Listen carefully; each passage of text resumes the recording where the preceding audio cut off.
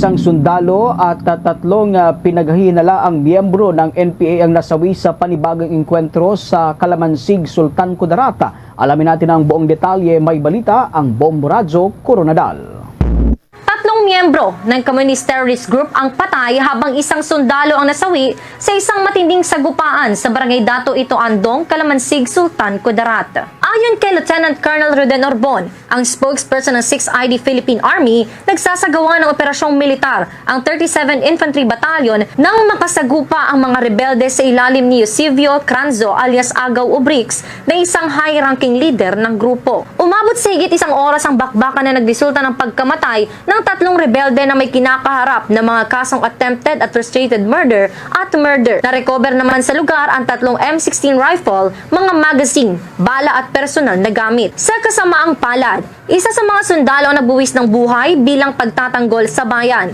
Kinilala itong si Corporal J.R. Baay, residente ng Kabakan, North Cotabato.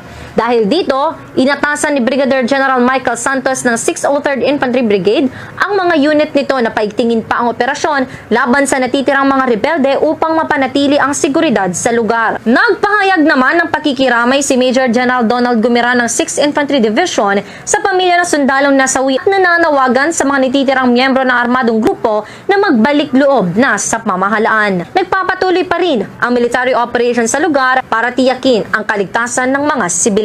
O ang panawagan po namin, ang nagpapatuloy po nating panawagan ay i-abandon na nila yung armadong pakikibaka, yung mga teroristang gawain at magbalik loob na po sila at tutulungan naman po natin sila na magbagong buhay. Ang naging pahayag ni Lieutenant Colonel Roden Orbon, ang spokesperson ng 6th ID Philippine Army at Joint Task Force Central sa panayam ng Bombo Radyo Coronadal.